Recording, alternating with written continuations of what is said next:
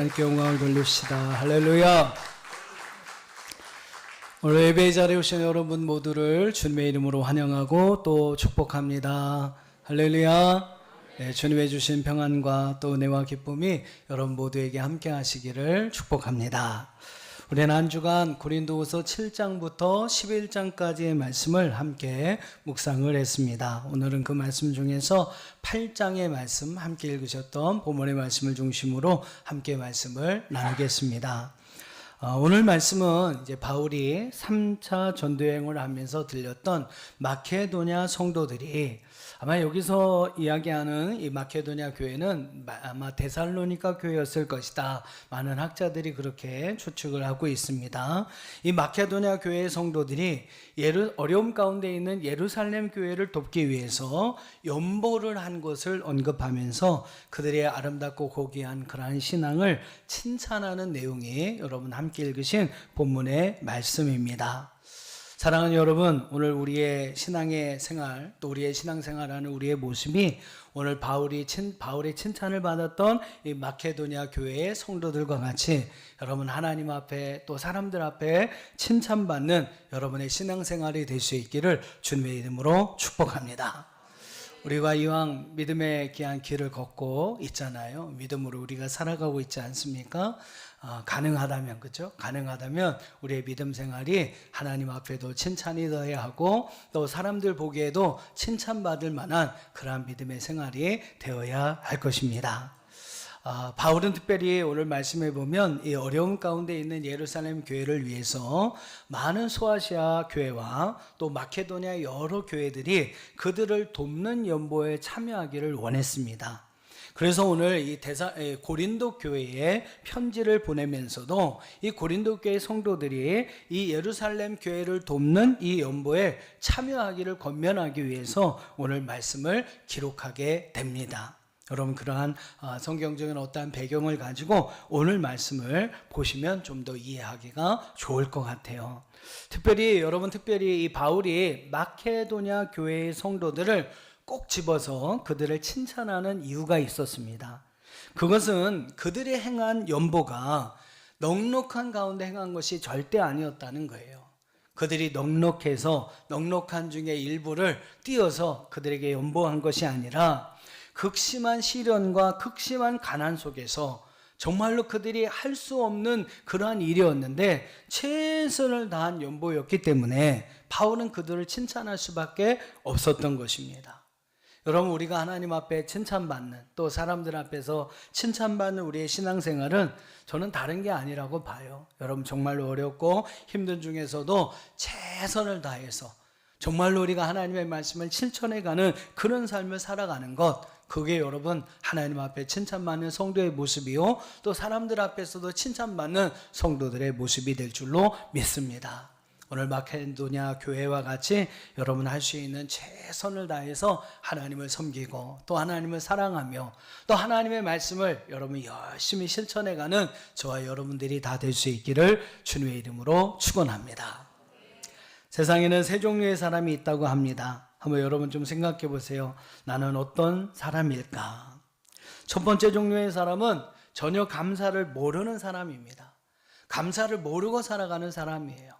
감사할 것이 정말 많이 있는 것 같이 보이는데 도대체 무슨 욕심이 그렇게 많은지 감사할 줄 모릅니다. 만족할 줄 모르며 살아가는 사람이 있다라는 거죠. 또 두 번째 종류의 사람은 해와 별이 있을 때만 감사합니다. 무슨 말이겠어요? 좋은 일이 있을 때만, 감사할 만한 일이 있을 때만 감사하는 사람이라는 거예요. 어떻게 보면 너무나 당연한 거죠, 그죠? 감사할 일이 있어서 감사한다. 너무나 당연한 모습입니다. 또 세 번째는 어떤 종류의 사람이 있냐면 해와 별이 보이지 않는 깜깜한 밤에도 감사하는 사람이 있더라라는 거죠. 즉 감사할 이유가 없는데도 그럼에도 불구하고 감사하는 사람입니다. 정말 제가 볼 때는 감사할 이유가 전혀 없어 보여요. 감사할 이유가 전혀 없어 보이는데 그분의 삶을 이렇게 듣다 보면 정말로 감사할 것밖에 없다고 고백하는 이러한 모습을 보게 됩니다. 과연 나는 어떤 종류에 속하는 사람일까? 여러분, 사람의 가장 기본적인 도리가 뭘까요? 저는 감사할 줄 알고 감사함으로 살아가는 모습이라고 생각을 합니다. 오늘 우리가 어버이 주일을 이렇게 보내고 있는데, 여러분 부모님이 계시지 않았다면, 그죠? 부모님의 은혜가 없었다면 여러분 지금까지 살아올 수 없었던 거죠. 또 우리의 믿음의 선진들, 믿음의 선배들의 그런 헌신과 희생이 없었다면 오늘날 이 나라, 또 우리가 지금 누리고 있는 이러한 풍요로움이 아마 우리에게 없었을 것입니다. 우리가 정말로 인간이라면 그 기본적인 도리에 감사하면서 살아가야 합니다. 그게 여러분 우리가 해야 할 사람의 기본인 것이죠. 여러분, 감사하는 삶을 살아가시기를 축복합니다. 부모님의 은혜에 감사하고 우리 믿음의 선진들을, 선배들의 은혜에 감사하고, 여러분 하루하루의 모든 삶에 하나님의 은혜와 귀한 사랑을 더하여 주신 것을 믿고 감사함으로 살아가는 저와 여러분들이 될 수 있기를 주의 이름으로 축원합니다. 늘 성경은 무엇을 가르쳐줘요? 감사하는 사람은 하나님께서 더 감사할 은혜를 부어주십니다. 하지만 여러분, 감사를 잃어버리는 사람은요, 감사할 것까지도 다 빼앗길 수밖에 없다는 것을 성경은 우리에게 가르쳐주고 있어요. 여러분, 달란트 비유를 한번 생각해 보세요. 뭐 여러 가지 이유로 우리가 달란트 비유를 우리가 해석할 수 있습니다만, 이 5달란트, 2달란트 받은 사람에 비해서 1달란트 받은 사람은 아마 불평이 있을 것 같아요. 아니, 왜 나는 1달란트밖에 안 주지? 그죠? 다른 사람은 5달란트, 2달란트를 주면서 왜 나는 1달란트밖에 안 주지? 나만 미워하는 거 아닌가? 아마 이런저런 생각이 이 1달란트 받은 사람에게 있었을 겁니다. 그런 여러분 생각이 그 받은 것에 대한 감사보다는 2달란트, 5달란트 받은 자에 대한 불만이 있었을 것이고 주인에 대한 원망이 있었을 거예요. 그래서 결국 그로 하여금 감사해야 할 일인데, 여러분 이 1달란트는 어마어마한 거 아닙니까? 그런데 여러분 그 달란트를 받았다는 것이 그에게 너무나 감사할 일인데, 그러한 불만과 그러한 원망이 결국 그로 하여금 감사하지 못하게 했고, 원망과 불평이 있었던 그 사람은 결국 이 1달란트를 가지고 아무 일도 하지 않았다는 거죠. 결국 여러분 나중에 어떻게 됩니까? 그는 그 가지고 있었던 1달란트를 빼앗겨 버리고 맙니다. 사랑하는 여러분, 여러분의 삶에 대해서 얼마나 만족하면서, 얼마나 기뻐하면서, 얼마나 감사하면서 살아가고 계십니까? 잘 여러분 생각해 보세요. 중요한 것은 감사하며 살아가는 사람에게는 더 감사할 은혜가 주어지지만, 감사하지 못하는 사람은 그 감사할 것까지도 빼앗길 수 있다는 사실입니다. 저는 우리를 사랑하시는 하나님께서 우리와 함께 하셔서 지금까지 우리의 삶을 이끌어 주신 우리의 삶이라면 우리에게 가장 좋은 삶이라고 저는 분명히 믿습니다. 여러분, 우리가 믿는 하나님은 선하신 하나님이세요. 선하다는 게 무엇입니까? 그 좋으신 하나님이다라는 겁니다. 우리를 가장 좋은 길로, 가장 선한 길로 인도하신 분이 우리가 믿는 하나님이십니다. 오늘 그 하나님이 우리의 삶 가운데 함께 하셔서 지금까지 이끌어 주신 우리의 삶이라면 우리의 가장 좋은 삶이 아닐까요? 여러분, 그렇게 믿으시기를 바랍니다. 우리를 사랑하신 하나님이 나와 함께 하셔서 이끌어 주신 우리의 삶이라면 지금 우리의 삶이 어떤 모습이든지 그 삶은 우리에게 가장 좋은 삶인 줄로 믿습니다. 오늘 여러분 그 사실을 분명히 믿고 기억하시면서 오늘의 주어진 삶을 마주하면서 여러분 가능하다면 모든 일에 감사할 수 있는 저와 여러분들이 될 수 있기를 주의 이름으로 축원합니다. 늘 감사함으로, 범사에 감사함으로, 때로는 그럼에도 불구하고 감사함으로 살아가는 저와 여러분 될 수 있기를 주의 이름으로 축원합니다. 이 감사의 바이러스가 여러분의 모든 삶을 주관하게 될 때에 여러분, 우리를 힘들게 하던 모든 일들도 이 감사 때문에 사라지는 역사가 일어나고, 우리를 너무나 짓눌렀던 힘들었던 모든 일들도 여러분이 감사의 바이러스가 다 잡아먹어서요, 여러분의 삶을 더욱더 풍요롭고 행복하게 만드는 줄로 믿습니다. 정말로 주어진 모든 삶에 감사함으로 살아가는 저와 여러분 되시기를 주의 이름으로 축원합니다.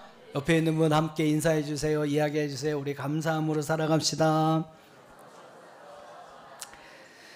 자, 오늘 긴 본문의 말씀을 읽으셨는데요. 이 말씀 속에서 우리는 감사에 관한 세 가지 중요한 교훈을 발견을 하게 됩니다. 오늘 그 말씀을 함께 나누면서 좀 감사에 대한 이야기를 함께 나누고 생각하는 이 시간이 되었으면 좋겠습니다. 자, 오늘 1절과 2절 말씀을 보면 오늘 본문의 말씀은 감사는 환경이 아니라 은혜에서 시작된다라는 사실을 우리에게 말씀해 주고 있습니다. 자, 감사는 어디에서요? 환경에서가 아니라 은혜에서 시작된다. 할렐루야. 자, 1절과 2절 말씀을 한번 읽어볼게요. 시작. 형제들아, 하나님께서 마게도냐 교회들에게 주신 은혜를 우리가 너희에게 알리노니 환난의 많은 시련 가운데서 그들의 넘치는 기쁨과 극심한 가난이 그들의 풍성한 연보를 넘치도록 하게 하였느니라. 아멘. 여러분, 1절과 2절에서 사도 바울은 마케도냐 교회들이 하나님께 받은 것이 있었다. 그게 여러분 무엇입니까? 은혜다라고 소개하고 있습니다. 하나님께서 마케도냐 교회들에게 주신 은혜를 이렇게 말씀하고 있어요. 바울만 여러분 이렇게 생각하는 게 아닙니다. 그들 자신도 우리가 하나님께로부터 이 은혜를 받았다, 큰 은혜를 받았다라고 그들은 생각을 했습니다. 그 은혜를 받은 이 마케도냐 교회들은요, 환난의 시련과 극심한 가난 속에서도 기쁨으로 풍성한 연보를 드렸습니다. 참 신기하죠, 그죠? 원래 환난의 시련과 극심한 가난이 있다면 풍성한 연보를 드리는 것은 불가능한 일일 겁니다. 여러분 생각해 보세요. 나도 어려운데 어떻게 우리가 남을 도울 수 있겠습니까? 나도 지금 코가 석자고 내가 먹고 살 게 지금 부족한데 어떻게 하나님께 헌금을 드릴 수가 있겠어요? 인간적으로 생각하면 안 되는 일이에요. 상식적으로 생각하면 할 수 없는 일입니다. 근데 여러분, 이 마케도냐 교회들은, 성도들은 그런 환난이 많은 시련 속에서도, 극심한 가난 속에서도 넘치는 기쁨으로 풍성한 연보를 드렸습니다. 우리의 생각으로는 할 수 없는 일이었죠. 근데 여러분, 그들은 그런 상황 속에서 감사를 드렸습니다. 그러니 여러분, 바울이 그들을 칭찬할 수밖에 없었던 거죠. 여러분 잘 기억하십시오. 그들의 감사는 풍족한 환경에서 나온 게 아닙니다. 무엇을 생각할 때? 하나님의 은혜를 생각할 때. 하나님이 나에게 이런 은혜를 주셨지, 하나님 앞에 내가 이런 은혜를 받았지 라는 것을 생각할 때 감사할 수가 있게 된다는 거예요. 여러분, 하나님이 주신 은혜를 인식할 때 거기에서부터 감사가 나오는 것을 믿으시기를 바랍니다. 자, 9절 말씀 한번 볼까요? 9절 말씀 정말 중요한 말씀이에요. 여러분 막 볼펜 같은 거 있으면 밑줄도 좀 그어놓으시고 별표도 땡땡땡땡 이렇게 해놓으셨으면 좋겠습니다. 8절 말씀 읽어보시죠. 시작. 9절 죄송합니다. 9절 시작. 우리 주 예수 그리스도의 은혜를 너희가 알거니와 부요하신 이로써 너희를 위하여 가난하게 되심은 그의 가난함으로 말미암아 너희를 부요하게 하려 하심이라. 아멘. 여러분, 우리 주 예수 그리스도의 은혜를 너희가 안다. 여러분, 바울은 그들이 어떤 은혜를 알고 있다라고 이야기를 합니까?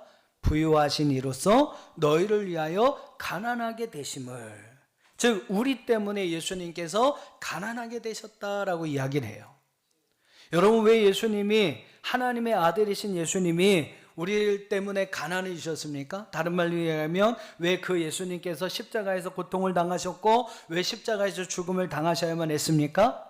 그건 여러분 예수님 자신을 위해서가 아니라는 거예요. 바로 저와 여러분을 위해서, 저와 여러분을 구원하고 저와 여러분에게 영생의 은혜를 주시기 위해서 예수님은 그러한 고난을 당하셨고 그렇게 십자가에서 죽으셨습니다.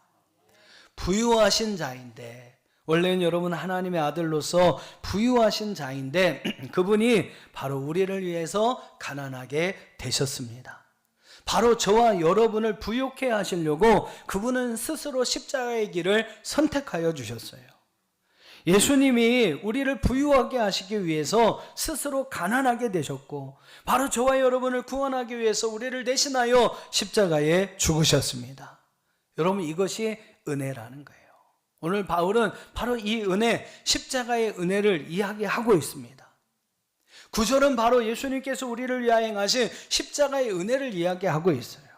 그 은혜가 있었기에 저와 여러분이 구원을 받고 영생을 받고 또한 천국을 기억할 수가 있는 것이죠.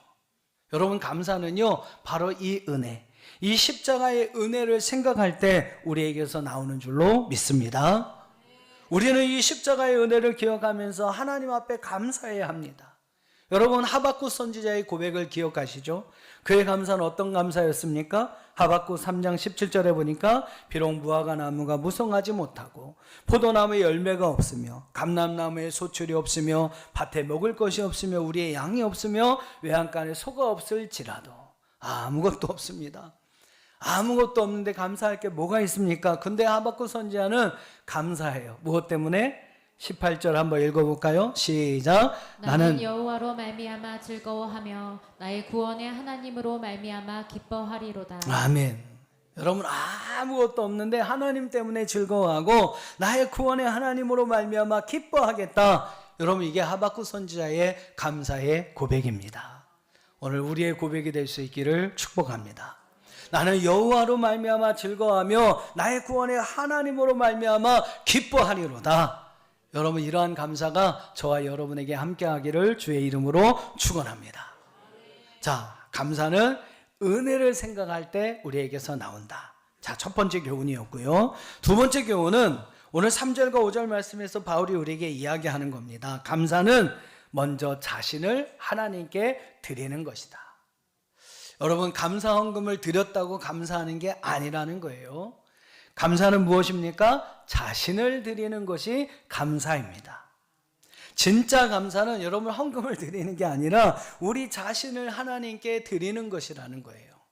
3절로 5절 같이 읽어보시죠. 시작. 내가 증언하노니 그들이 힘대로 할 뿐 아니라 힘에 지나도록 자원하여 이 은혜와 성도 섬기는 일에 참여함에 대하여 우리에게 간절히 구하니 우리가 바라던 것뿐 아니라 그들이 먼저 자신을 주께 드리고 또 하나님 뜻을 따라 우리에게 주었도다. 아멘.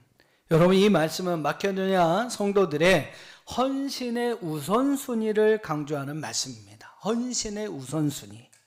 그들은 힘에 지나도록 자원하였고요, 심지어 그 헌금에 참여할 수 있게 해달라고 바울에게 간청까지 하였습니다. 정말 놀라운 것은 5절 말씀인데 그들은 먼저 자신을 주님께 드리고 그 후에 하나님의 뜻을 따라 연보하였다. 그들에게 연보하였다라고 이야기를 합니다. 사랑하는 여러분, 진정한 감사, 진정한 헌신은 돈이나 물질을 드리기 전에 먼저 자신을 하나님 앞에 드리는 것에서부터 시작되는 줄로 믿습니다. 여러분, 잘 기억하세요. 자신을 드리지 않는 물질이나 헌신은 진정한 감사, 진정한 헌신이라고 할 수가 없습니다. 여러분, 한번 잘 생각해 보세요. 어떤 젊은 남녀가 있는데 너무 사랑하는 사이입니다.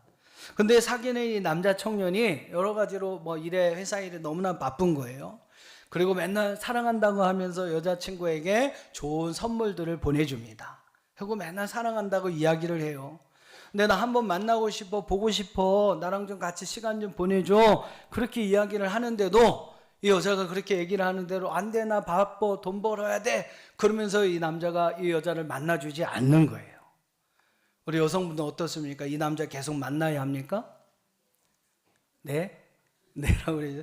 선물을 많이 사주시니까 선물 많이 사주니까 만나야 되는 거예요? 이상하나? 네. 사랑의 언어가 또 그렇게 물질이나 이런 거 보면 그렇게 될 수도 있겠지만, 제 생각에는 안 만나야 맞는 거예요, 그죠? 이 청년하고 결혼을 해야 할까? 안 하는 게 어떻게 보면 이후에 그의 삶을 좀 더 행복하게 살 수 있는 선택일 것입니다. 여러분, 진짜로 사랑한다면 어떻습니까? 상대방이 원하고 상대방을 위한다면 자신의 마음과 시간을 충분히 내어줘야 하는 거예요.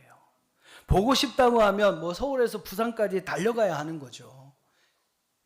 그렇게 안 해보셨군요. 그래야 되는 게, 그게 여러분 정말 사랑하는 모습입니다. 물론 돈을 벌고 일하는 것도 중요하죠. 근데 여러분, 상대방을 위해 돈과 물질뿐만 아니라 시간과 마음을 아낌없이 내어줄 수 있는 것, 언제든지 자신을 내어줄 수 있는 것이 진심으로 사랑하는 사람의 모습일 것입니다. 여러분, 마찬가지예요. 하나님께도 먼저 우리 자신을 드려야 합니다. 하나님은 뭐 많은 물질을, 많은 재물을 드렸다고 여러분 좋아하시지 않습니다. 로마서 12장 1절에 보면 바울은 하나님께 드릴 영적 예배에 대해 설명하면서 이런 이야기를 합니다. 우리 화면 보면서 로마서 12장 1절 정말 중요한 말씀이죠. 같이 읽어보시죠. 시작. 그러므로 형제들아 내가 하나님의 모든 자비하심으로 너희를 권하노니 너희 몸을 하나님이 기뻐하시는 거룩한 산 제물로 드리라. 이는 너희가 드릴 영적 예배니라. 아멘. 너희 몸을, 너희 자신을 하나님의 기뻐하시는 거룩한 산 제물로 드려라. 여러분, 이게 하나님의 기쁨으로 받으시는 영적 예배다라고 이야기를 합니다. 자신을 드리지 않는다면, 여러분의 마음을 하나님 앞에 드리지 않는다면, 여러분 이 시간도 이 자리에서 이 예배의 자리에 와 있습니다만 하나님의 기뻐 받으시는 예배가 될 수 없다라는 거예요. 자꾸 다른 데 마음이 뺏겨서 막 여기저기 돌아보시고 누구 왔는지 누구 안 왔는지 막 살펴보시고 그러면 여러분 마음이 딴 데가 있는 거예요. 또 막 핸드폰 쳐다보면서 핸드폰에 뭐가 왔나, 문자가 왔나, 무슨 신호가 있나, 무슨 뉴스가 있나 자꾸 뒤적뒤적거리시면 여러분 이거는 진짜 하나님이 기뻐하시는 예배가 될 수 없다라는 겁니다. 몸은 이 자리에 와 있지만 머릿속으로는 막 그냥 세상의 일로 염려하고 근심하고 걱정하고 여러분 그런 걸로 여러분의 마음이 가득 차 있고 그것들에 여러분의 마음을 뺏기고 계신다면 우리는 하나님이 기뻐하시는 거룩한 산제사를 드리지 못하고 있다는 것입니다. 우리 자신이 드려지지 않는 예배, 우리 자신, 우리의 마음을 온전히 하나님 앞에 쏟지 못하는 그런 예배, 여러분 그러한 예배는 진정한 의미에서 하나님이 기뻐하시는 영적 예배라고 할 수가 없는 거예요. 우리의 감사와 헌신도 마찬가지입니다. 여러분의 마음이 담겨져 있지 않은 가난 감사라면, 여러분의 진정한 마음이 담겨 여러분 자신을 하나님 앞에 드리는 그런 헌신이 아니라면 여러분 그거는 수고하고도 하나님이 기뻐 받지 못하는 우리의 헌신과 우리의 감사가 될 수밖에 없다는 것입니다. 어떤 권사님은 주일 예배 때 헌금을 드리면서 꼭 그런 고백을 한다고 해요. 하나님, 이 물질보다 먼저 제 자신을 주님께 드립니다. 저를 받아 주옵소서. 이런 고백이 여러분 정말로 중요하다는 거예요. 우리는 먼저 우리 자신을 주님께 드려야 합니다. 그런 후에 우리의 물질, 우리의 시간, 우리의 헌신을 주님 앞에 드릴 때 하나님의 그것까지도 기쁨으로 받으시는 줄로 믿습니다. 데이비드 리빙스톤이 가나에서 전해지는 유명한 일화가 있습니다. 오늘날 교회에서 부흥회를 진행하는데 막 너무 부흥회가 뜨겁게 진행되는 거예요. 강사 목사님도 막 설교하면서 은혜를 받다가 우리 선교 헌금 드립시다. 하나님이 기뻐하시는 선교를 위해서 우리 아낌없이 하나님 앞에 선교 헌금을 드립시다. 그렇게 이야기를 했어요. 저마다 은혜와 감동을 받고 자기의 돈이나 귀한 것들을 헌금 바구니에 드렸습니다. 근데 어린 리빙스턴은 너무 가난했었어요. 돈도 없었고요. 자기에게 하나님 앞에 드릴 만한 귀한 것도 없었습니다. 무엇을 드려야 할까? 헌금 바구니가 자기 앞에 왔습니다. 그는 잠시 고민하다가 뜻밖의 행동을 합니다. 어린아이니까 작은 몸으로 그는 헌금 바구니 위에 올라가 앉았다고 합니다.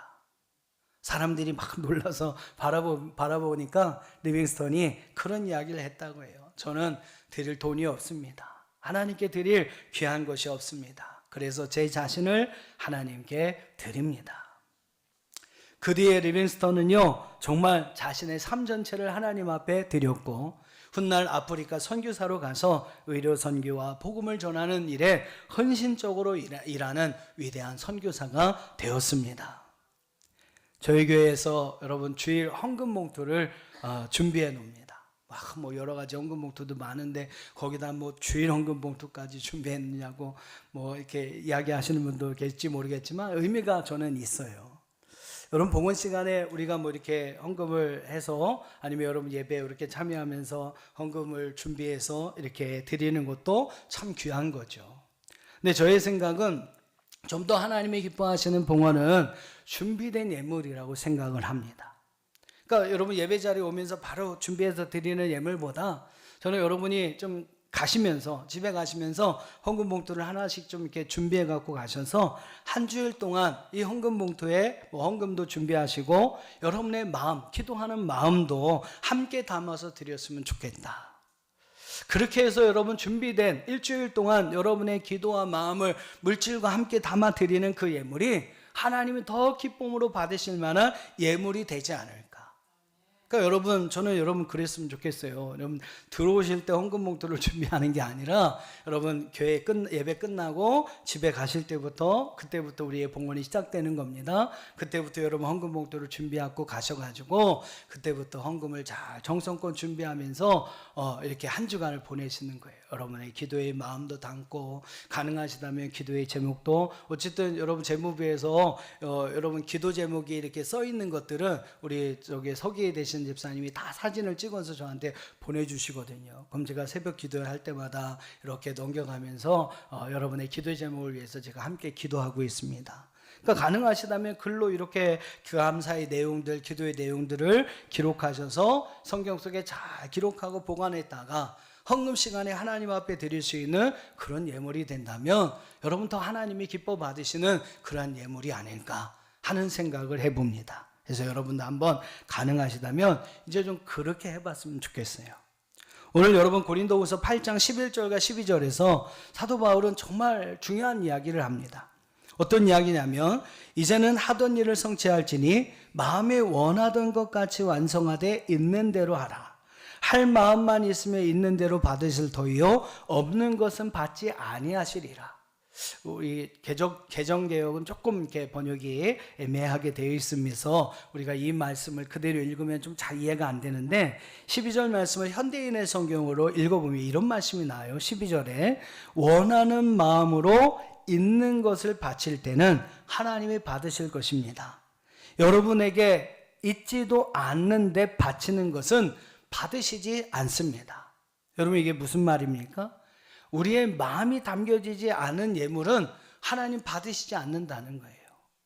우리의 마음을 하나님 앞에 바칠 때 하나님께서 그 예물을 받으시는 것이지 우리의 마음이 담겨져 있지 않은 그런 예물을 드릴 때 하나님 받으시지도 않는다라는 그런 표현이 여러분 12절의 말씀입니다. 하나님이 여러분 기뻐 받으시는 것은 우리의 마음입니다. 다른 말로 이야기하면 우리 자신이에요. 봉헌 시간에 정작 우리가 드려야 할 예물은요 우리 자신을 하나님 앞에 드리는 것입니다. 여러분 한 주간 기도하면서 여러분의 마음과 정성을 담아 하나님 앞에 드리는 예물이 될 때 하나님은 여러분 그 예물을 기뻐 받으실 것이고 그 예물 드린 여러분을 하나님이 축복하실 줄로 믿습니다. 우리의 자신을 하나님 앞에 드리는 여러분의 감사, 우리 자신을 하나님 앞에 드리는 봉헌, 우리 자신을 하나님 앞에 드리는 헌신이 될 수 있기를 주님의 이름으로 축원합니다. 자, 마지막 세 번째로 오늘 13절로 15절 말씀에서 바울은 감사에 대해 또 중요한 한 가지 사실을 이야기합니다. 바로 감사는 나눔에서 완성된다. 한번 따라해 보세요. 감사는 나눔으로 완성된다. 13절부터 15절까지 한 번 더 읽어보겠습니다. 시작. 이는 다른 사람들은 평안하게 하고 너희는 곤고하게 하려는 것이 아니요 균등하게 하려 함이니 이제 너희의 넉넉한 것으로 그들의 부족한 것을 보충함은 후에 그들의 넉넉한 것으로 너희의 부족한 것을 보충하여 균등하게 하려 함이라. 기록된 것 같이 많이 거둔 자도 남지 아니하였고 적게 거둔 자도 모자라지 아니하였느니라. 아멘. 여러분 13절부터 15절에서 바울이 강조하는 것은요 예루살렘 교회를 향해 연보를 해야 하는 이유입니다. 왜 예루살렘 교회를 위해서 연보를 해야 하는가? 그 연보를 통해서 함께 나눔을 실천하는 삶을 왜 살아야 하는지를 바울이 설명하는 거예요. 여러분 그렇게 나눔을 실천해야 하는 이유가 무엇입니까? 그것은 어느 한쪽을 위해서가 아니라는 거예요. 모두를 균등하게 하기 위함이다.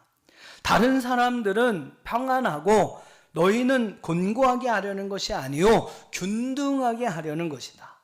너희의 넉넉함으로 그들의 부족함을 보충함은 균등하게 하려 함이라. 그럼 계속해서 바울이 그걸 강조해요. 그래서 많이 거둔 자도 남지 않고 적게 거둔 자도 모자르지 아니하게 한다. 여러분, 이 이야기에서 강조하는 균등은 공동체 안에서 나오는 감사가 나눔으로 실천되어질 때 누구도 부족함이 없는 삶을 살게 된다는 사실을 강조하는 그러한 말입니다. 사랑하는 성도 여러분, 감사하는 자는요, 나누는 삶을 살아야 합니다. 감사하는 자는 나누는 삶을 살아요. 하나님의 은혜를 여러분 기억하면서 감사하는 자라면 여러분은 나누는 삶을 실천하며 살아가야 합니다. 그러면 하나님께서 여러분의 그 나눔을 통해서 모두를 균등하게 하신다라는 거예요. 우리는 이 감사와 나눔을 통해서 하나님께서 누구도 많은 자도 적지 않고 적은 자도 모자르지 않게 하는 그러한 은혜를 우리에게 부어주신다라는 겁니다. 어떤 사람이 하나님께 물었어요. 하나님, 천국과 지옥의 차이가 무엇입니까? 하나님이 먼저 그를 지옥에 데려갔어요. 지옥에 가는데 이게 좀 생각보다도 앞에 너무 맛있는 음식이 가득 있는 거예요. 너무나 막 산의 진미가 가득히 준비되어 있고 사람들이 삥 둘러 있습니다. 근데 사람들마다 자기 키만큼의 수저를 하나씩을 다 갖고 있는 거예요. 근데 이렇게 둘러보니까 사람들이 다 삐쩍 말라 있어요. 다 굶주린 사람 모습처럼 하고 있습니다. 왜 그럴까 하고서 보니까 그 긴 숟가락을 들고 자기가 먼저 먹으려고 막 서로 싸우는 거예요. 서로 막 밀치고 빼앗고 소리치고 막 화내면서 내가 먹어야 되는데 왜 방해하냐고 막 그러는 거예요. 그랬더니까 어느 누구도 배부르게 먹지 못했다는 겁니다. 근데 여러분, 천국으로 데리고 왔어요. 근데 놀랍게도 똑같이 음식이 준비되어 있고 똑같이 긴 숟가락을 가지고 있는 겁니다. 그리고 사람들이 모두 다 웃고 모두 다 배불러 하고 있는 거예요. 비밀은 하나였습니다. 그들은 그 긴 숟가락을 가지고 자기의 입에 그 음식을 넣지 않고 서로 음식을 다른 사람의 입에 넣어주는 것이었습니다. 여러분, 내 것만 붙잡으면 모두 부족해지지만 서로 함께 나누면 모두가 잘 살 수가 있습니다. 가난은 단순히 물질의 부족함이 아니라는 거죠. 오늘 성경의 말씀 우리에게 가르쳐 주는 것은 나눔의 마음이 끊어진 것이 가난이지, 여러분, 물질이 부족한 것이 가난이 아니라고 이야기를 합니다. 나눔과 실천이 있다면 우리는 누구나 공평하게 다 잘 살 수 있게 된다고 성경은 이야기를 해요. 여러분, 초대교회, 성령 충만했던 초대교회의 모습이 어떤 모습이었습니까? 사도행전 4장 32절에 보니까 믿는 무리가 한 마음과 한 뜻이 되어 모든 물건 서로 통용하고 자기 재물을 조금이라도 자기 것이라고 하는 이가 하나도 없었다. 여러분, 이게 성령 충만한 초대교회의 모습입니다. 그 중에는 가난한 사람이 없으니 34절에 보니까 그들 중에는 가난한 사람이 없었대요. 왜요? 이는 밭과 집이 있는 자는 그것을 팔아 그 판값을 가져다가 사도들의 발 앞에 두고 그들이 그것을 가지고 각 사람의 필요를 따라 나눠주었기 때문이다 라고 이야기를 합니다. 여러분, 이것이 성령 충만했던 초대교회 성도들의 모습이었다는 거죠. 사랑하는 여러분, 오늘 예수님의 은혜에 감사했던 마케도냐 성도들은 정말로 자신들도 어렵고 힘들었지만 더 큰 위기와 어려움에 빠진 예루살렘 교회를 전심으로 도왔습니다. 최선을 다해서 그들을 돕는 일을 행하였어요. 그들 안에 있는 하나님의 은혜는 그들로 하여금 감사하는 마음을 갖게 했고, 그 감사는 자신의 것을 아낌없이 나누는 그러한 모습을 통해서 하나님의 놀라운 역사들을 완성시켜 갔다는 것입니다. 그러니 여러분, 바울이 자랑이 될 수밖에 없었고요. 또 그들의 도움으로 말미암아 예루살렘 교회는 다시금 일어설 수 있는 힘을 얻을 수가 있었던 겁니다. 하나님의 은혜를 아는 사람은 감사할 수 있습니다. 또 하나님의 은혜를 아는 사람은 그 감사를 가지고 자신의 것을 나누며 실천하는 삶을 살아갈 수가 있는 거예요. 그리고 하나님 그 감사와 나눔의 실천을 통해 이 땅에 하나님의 아름다운 나라를 세워가시는 줄로 믿습니다. 여러분에게 묻고 싶습니다. 여러분은 그리스도의 은혜에 감사하고 있습니까? 여러분, 그리스도의 은혜에 감사하고 있습니까? 여러분, 어떻습니까? 지금 어떠한 나눔을 실천하며 살아가고 계십니까? 많은 것을 가진 사람이 나눈 것이 아닙니다. 저도 청소년 만세를 이렇게 운영하가 하다 보니까 거기에 후원하시는 분들이 뭐 부자, 뭐 돈이 많은 분들, 그런 분들이 아니에요. 그리스도의 은혜를 아는 사람들, 여러분 그 은혜에 감사하며 살아갈 수 있는 사람들이 나누는 것인 줄 믿습니다. 하나님은 그런 나눔을 통해서 오늘 이 세상을 공평한 세상, 균등한 세상, 정말로 하나님의 나라가 이루어지는 아름다운 세상을 만드실 것입니다. 오늘 여러분에게 하나님의 은혜에 대한 감사와 또 그 감사의 은혜에 대한 나눔의 실천을 통해서 이 땅에 하나님의 나라를 아름답게 세워갈 수 있는 저와 여러분들이 다 될 수 있기를 주님의 이름으로 축원합니다. 다 같이 기도하겠습니다. 우리 마지막 장을 한번 좀 내용을 보여주세요. 여러분, 우리가 하나님의 은혜를 기억하면서 하나님의 은혜에 참된 감사의 삶을 살아갈 수 있기를 함께 축복합니다.